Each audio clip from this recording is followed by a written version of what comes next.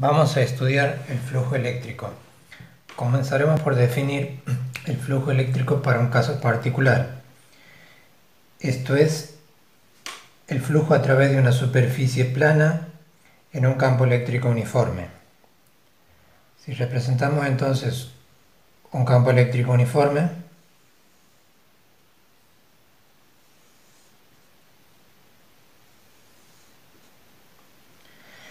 y en esta región ubicamos una superficie plana,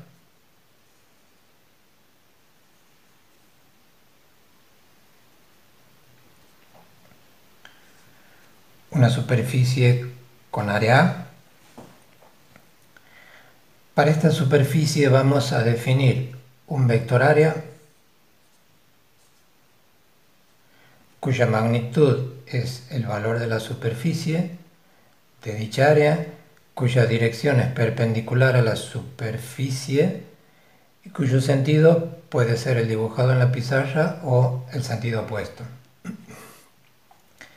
Este vector nos define con respecto al campo eléctrico un ángulo θ. Vamos a definir entonces para este caso particular el flujo a través de esta superficie plana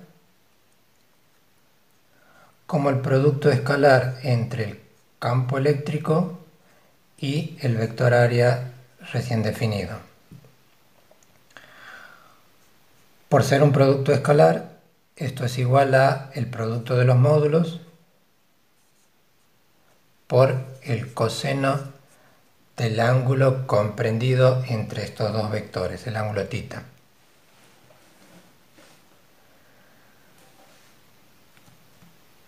Ahora, si proyectamos la superficie sobre un plano perpendicular a la dirección del campo, obtenemos lo siguiente.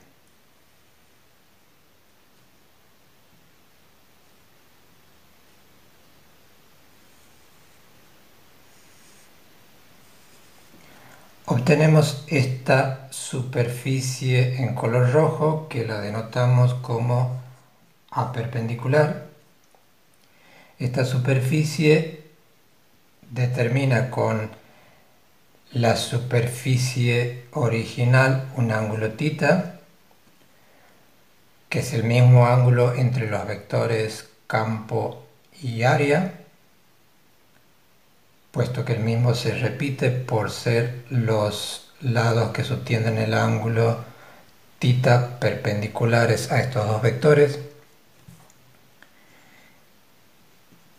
Esta área proyectada geométricamente se ve que es el producto del área original por el coseno del ángulo θ.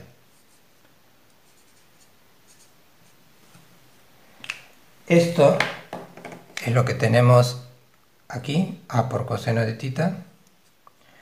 Por lo tanto es la componente del área en el plano perpendicular al campo eléctrico. De modo que podríamos escribir el flujo como E por A perpendicular.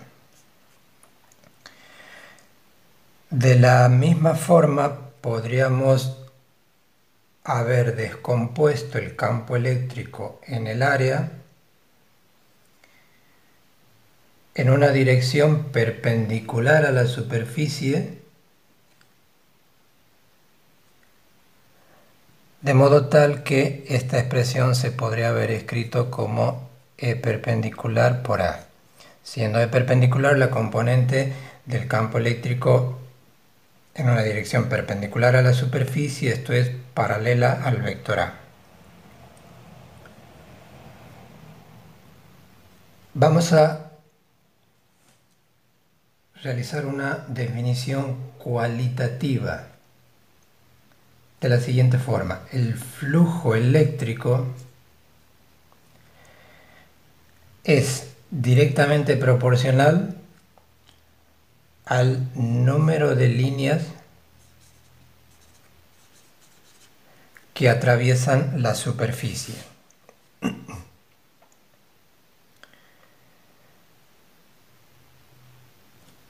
Esta definición cualitativa muchas veces es útil para de una forma rápida poder tener idea de cómo es el flujo eléctrico a través de una superficie. Por ejemplo, si nuestra superficie A lo hubiésemos colocado en un plano paralelo al campo eléctrico, vemos claramente que el flujo a través de dicha superficie es nulo, puesto que no hay ninguna superficie que atraviese, ninguna línea que atraviese la superficie.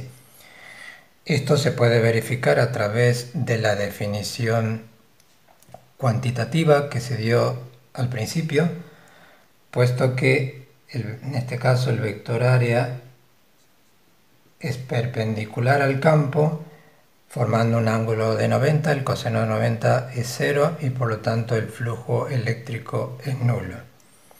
O si hubiésemos colocado el área en forma perpendicular al campo, podemos observar que en esa posición es máxima la cantidad de líneas que atraviesan la superficie, por lo tanto el flujo a través de dicha superficie también es máximo. Eso obviamente también se puede verificar a partir de la definición de campo eléctrico.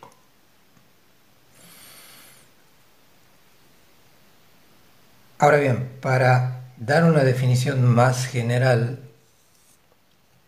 vamos a considerar una superficie de cualquier forma ubicada en una región con campo eléctrico variable.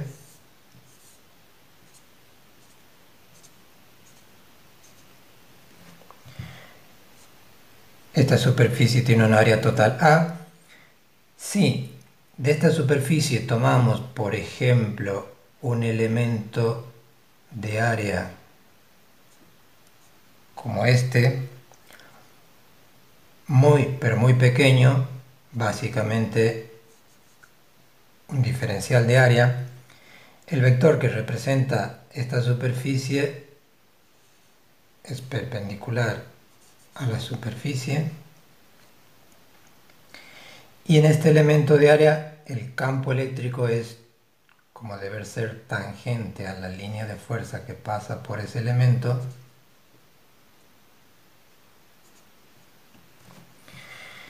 El flujo entonces a través de esta pequeña superficie, esto es el diferencial de phi,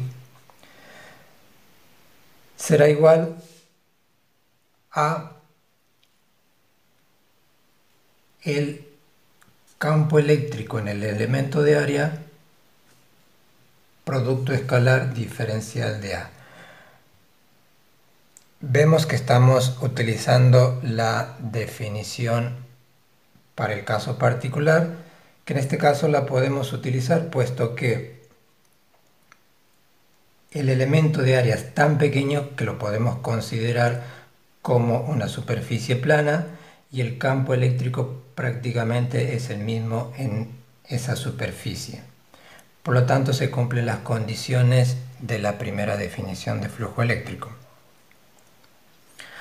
Ahora, si queremos calcular el flujo total a través de la superficie A, habrá que dividir toda la superficie en elementos de área diferenciales y calcular el flujo a través de cada uno y hacer la sumatoria, teniendo en cuenta que la suma de estos infinitos términos básicamente es una integral, de modo tal que el flujo eléctrico a través de la superficie A, en este caso, es la integral de la expresión anterior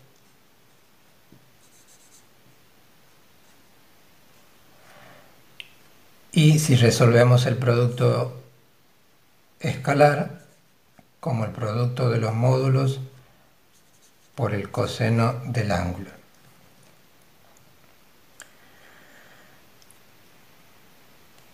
Hay que tener en cuenta que este es el campo eléctrico en cada elemento de área y en general podrá ser una función que dependa de la posición del elemento. La unidad que tiene el flujo eléctrico es la unidad de campo eléctrico, que es Newton sobre Coulomb, por la unidad de área, que es metro cuadrado. Entonces, flujo eléctrico se mide en Newton por metro cuadrado sobre Coulomb.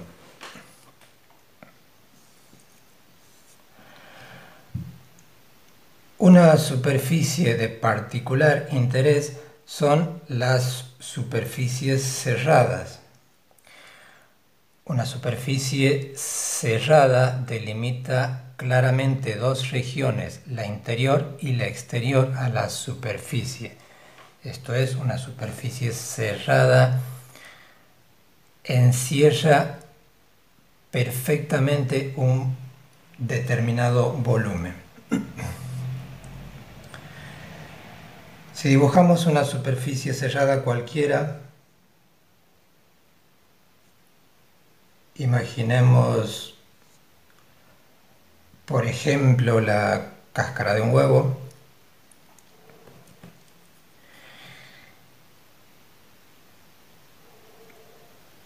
Al calcular el flujo a través de esta superficie cerrada, nuevamente, utilizando la definición general, es la integral E por diferencial de A.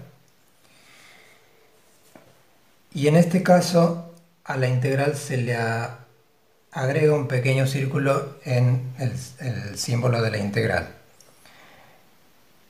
Esto nos recuerda entonces que el flujo se está calculando a través de una superficie cerrada. Hay que tener en cuenta que si uno toma un elemento cualquiera de una superficie cerrada, ya habíamos dicho que la dirección del vector área es perpendicular a este elemento de superficie, pero en el caso de una superficie cerrada, su sentido se define siempre en forma saliente de la superficie, a diferencia de una superficie abierta como esta, que puede tener un vector área en cualquiera de los dos sentidos. Aquí se define el sentido saliente a la superficie. Ahora, teniendo en cuenta que en la definición general de flujo eléctrico tenemos el factor coseno de θ, este factor puede ser positivo o negativo. Será positivo cuando el ángulo está comprendido entre 0 y 90 y negativo cuando está comprendido entre 90 y 180. Eso nos lleva a la siguiente conclusión.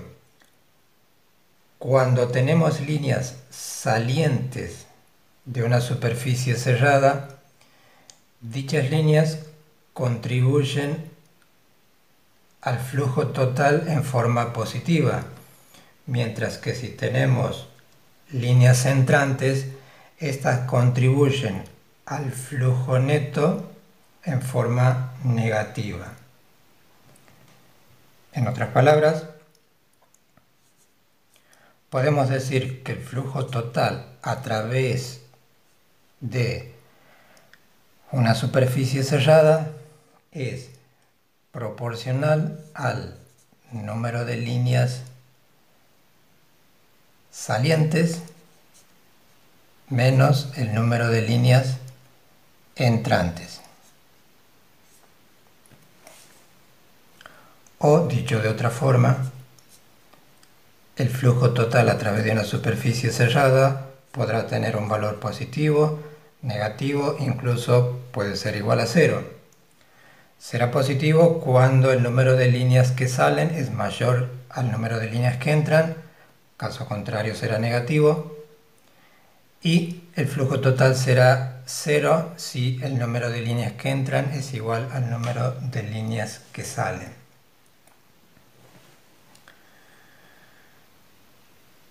Vamos a ver rápidamente la ley de Gauss.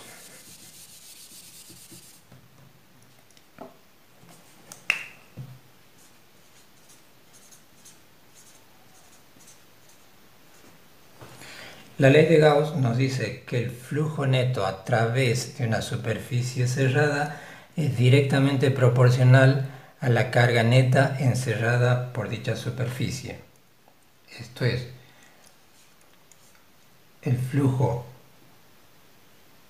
neto a través de una superficie cerrada es igual a la carga neta encerrada por dicha superficie dividido la permitividad del vacío. Usando la definición de flujo, teniendo en cuenta que es a través de una superficie cerrada, entonces integral cerrada de E por diferencial de A es igual a la carga neta sobre epsilon 0. Esta es la expresión de la ley de Gauss. Esta ley es una de las más importantes de la asignatura y tiene una validez general. Vale para cualquier tipo de carga, cualquier distribución de carga, vale para cualquier tipo de superficie y en esta parte de la asignatura vamos a utilizar la ley de Gauss casi predominantemente para determinar o calcular el campo eléctrico de cargas distribuidas que presenten un alto grado de simetría. Por ejemplo, en forma general podemos tener una región donde existan cargas puntuales, cargas lineales, cargas distribuidas en un volumen,